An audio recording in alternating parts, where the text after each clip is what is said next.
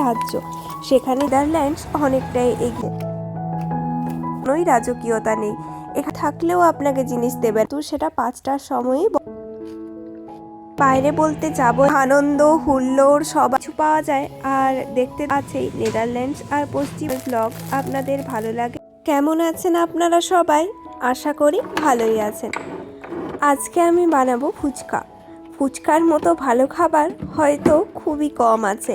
আর ফুচকা যেহেতু আমাদের ওয়েস্ট বেঙ্গলের একটা বিখ্যাত খাবার, তাই আজকে ফুচকা বানাতে বানাতেই আমি ভাবছি আপনাদের সাথে নেদারল্যান্ডস আর ওয়েস্ট বেঙ্গলের মধ্যে কিছু পার্থক্য তুলে ধরবো। বিগত 2 বছর নেদারল্যান্ডসে থাকার পর আমি আমার অভিজ্ঞতা থেকে যেটুকু বুঝতে পেরেছি সেইটুকুই বলার চেষ্টা করব। যদি ভুল হয় তাহলে অবশ্যই আপনারা ক্ষমা করে দেবেন।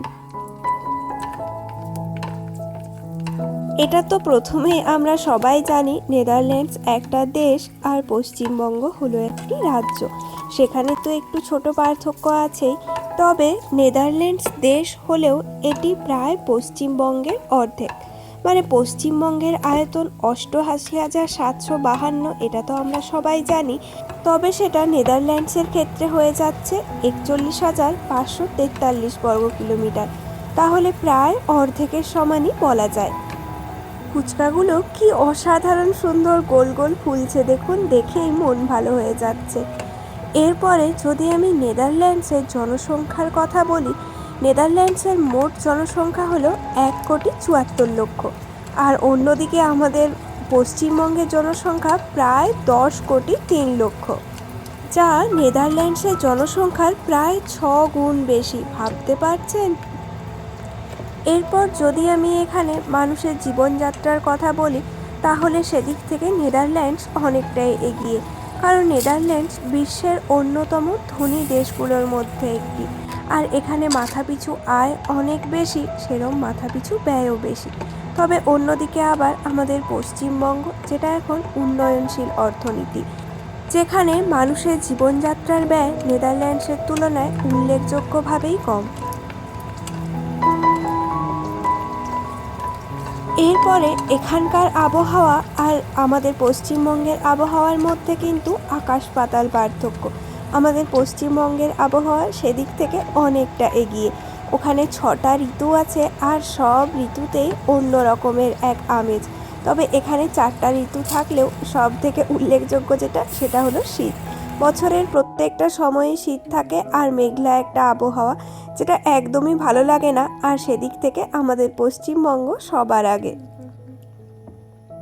গল্পে গল্পে কিন্তু আমার ফুচকাগুলো ভাজা হয়ে গিয়েছে। এরপর তাহলে আলুর পুরটা মাখাতে হবে, যার জন্যে পেঁয়াজ, ধনেপাতা, সেই ভাজা মশলা, যেটা ছাড়া ফুচকা হবেই না, সেটাও আপনাদেরকে বলেই দিই। তার মধ্যে আছে জিরে, ধনে, লঙ্কা, যেটা আমি অল্প একটু কড়াইতে রোস্ট করে নিয়েছি, তারপরে বেটে নিয়েছি। আর সুন্দর সেই ফুচকার দোকানের বাইরে যে গন্ধটা আসে, ঠিক সেই গন্ধটা এখন আমার নাকে আসছে। নেদারল্যান্ডসের মানুষজন জানেন তো সাইকেল খুবই ব্যবহার করেন। এখানের কোনো মানুষ সাইকেল ব্যবহারকে অপমান বলে মনে করেন না। তবে আমাদের পশ্চিমবঙ্গের ক্ষেত্রে সাইকেল চালানো মানেই সে গরিব হয়ে গেল, এরম একটা মেন্টালিটি। কারো একটু টাকা হয়েছে মানেই সে গাড়ি নিয়ে ঘুরবে। তবে এখানে আবার সেই সমস্ত জিনিস একদমই চোখে পড়ে না। এখানে সব মানুষ সমান, এরম একটা ইকুয়ালিটি আপনি সব সময় লক্ষ্য করবেন। নেদারল্যান্ডস আর পশ্চিমবঙ্গের মধ্যে মেন পার্থক্য হলো এখানকার খাবার। পুরো আকাশ আর পাতালের পার্থক্য। মানে আমাদের ওইখানে যেমন ডাল, ভাত, মাছ, সবজি, আচার সব কিছু মিলে যেন এক রাজকীয় ব্যাপার, তবে এখানে খাবার দাবারের সেরম কোনোই রাজকীয়তা নেই। এখানের মানুষজন ব্রেড আর চিজ এইটুকু পেলেই সন্তুষ্ট। বেশিরভাগ সময় এনারা ব্রেড বা পনির এই সমস্ত দুগ্ধজাতীয় খাবার খেয়েই থাকেন, বা রাতের খাবারে অনেক সময় স্ম্যাশড পটাটো বা মাংস, হয়তো বেকড, এই টাইপের খুবই কম রান্না করতে হয়। এই ধরনের খাবার খান আর মশলাপাতির ব্যবহার একদমই করেন না। আমাদের ওইখানে তো খাবার মানে সে এক রাজকীয় ব্যাপার। এখানে জানেন তো শনি রবিবার বিকেল 5টার দিকেই দোকান বন্ধ হয়ে যায়। আর দোকান যদি একবার বন্ধের সাইন পড়ে যায়, খোলা থাকলেও আপনাকে জিনিস দেবে না। তবে আমাদের পশ্চিমবঙ্গের ক্ষেত্রে সেই চিত্রটা অনেকটাই আলাদা। মানে একদম রাত 12টা-1টা অবধিও যদি দোকানে খদ্দের থাকে, তাহলেও দোকানদার কিন্তু জিনিসপত্র বিক্রি করবেন। এরম কখনোই হবে না যে জিনিস না দিয়ে কোনো খদ্দেরকে পাঠিয়ে দেওয়া হলো। আমাদের ওইখানে তো দোকানদার বেচা আর খদ্দের লক্ষ্মী, এটা কথাতেই আছে। তবে এখানে আবার এই সব কিছু নেই। ফুচকার সবচেয়ে মেন ইনগ্রিডিয়েন্টস যেটা হলো তেঁতুলের জল, সেটাও বানিয়ে নিচ্ছি।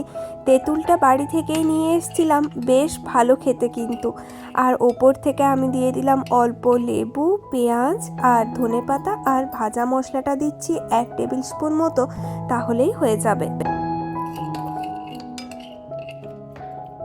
নেদারল্যান্ডসে আর পশ্চিমবঙ্গের মধ্যে কাজ করারও পার্থক্য আছে। যেমন এখানে ঘড়ির সময় বাঁধা ধরা, যদি 10টার থেকে 5টা অবধি অফিস হয়, তাহলে কিন্তু সেটা 5টার সময়ই বন্ধ হয়। তবে আমাদের ওয়েস্ট বেঙ্গলের ক্ষেত্রে কাজের সময়ের কোনো ঠিক থাকে না, কখনো সেটা 8টা অবধিও চলে যায়, কখনো আবার 3টের সময়ও শেষ হয়ে যায়। একটা ফুচকা আমি খেয়ে দেখলাম, কি যে অসাধারণ খেতে হয়েছে। সত্যিই যদি আপনাদেরকেও খাওয়াতে পারতাম, তাহলে হয়তো আমার কষ্টটা একটু লাঘব হতো। ফুচকার বাইরে বলতে যাব একটু পার্কে, তারপরে যাব দোকানে। নেদারল্যান্ডসের কথা বলতে যেটা মনে পড়লো, সেটা হলো এখানে মানুষের সাথে মানুষের সম্পর্ক। এখানকার মানুষজন কিন্তু খুবই সামাজিক। মানে ধরুন রাস্তায় দেখা হলো, আপনাকে হাই, হ্যালো, গুড মর্নিং অবশ্যই বলবেন। তার সাথে সাথে ওনারা কিন্তু মানুষের সাথে ডিস্ট্যান্সও মেনটেন করেন। পরিবারের ক্ষেত্রেও সেম, সেটা তার ওনাদের পরিবার হলেও ওনারা কিন্তু সবাইকে একটা প্রাইভেসি দিয়ে থাকেন। তবে আমাদের পশ্চিমবঙ্গের ক্ষেত্রে চিত্রটাই আলাদা, কারণ পশ্চিমবঙ্গ মানেই আনন্দ, হুল্লোড়, সবার সাথে দেখা, কথা, উৎসব, কোনো অনুষ্ঠান বাড়িতে পরিবারের সবার সাথে মেতে ওঠা, এই সমস্ত কিছু আমাদের পশ্চিমবঙ্গে সবার আগে। পশ্চিমবঙ্গের জীবনযাত্রা অনেক বেশি সামাজিক, সম্প্রদায় কেন্দ্রিক এবং ঐতিহ্যকে নিয়ে বাঁচতে ভালোবাসি।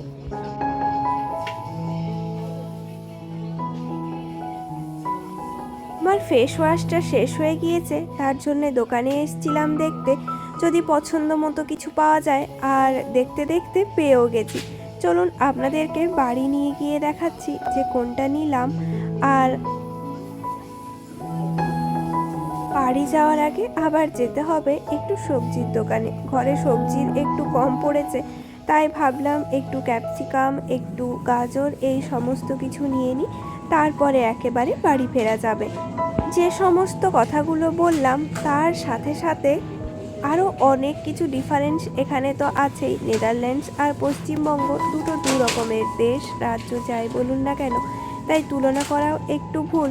তবে যেহেতু আমি এখানে থাকি আর এতগুলো বছর আমি পশ্চিমবঙ্গে বড় হয়েছি, তাই আপনাদের কাছেও ইচ্ছে হলো এই ছোটোখাটো ঘটনাগুলো একটু তুলে ধরতে। তাহলে চলুন আজকে আমার ভিডিওটা এখানেই শেষ করলাম। যদি আমার ব্লগ আপনাদের ভালো লাগে, তাহলে অবশ্যই লাইক, কমেন্ট, শেয়ার করবেন। দেখা হবে পরের নতুন একটি ভিডিওতে। ততক্ষণের জন্য সবাই ভালো থাকবেন, সুস্থ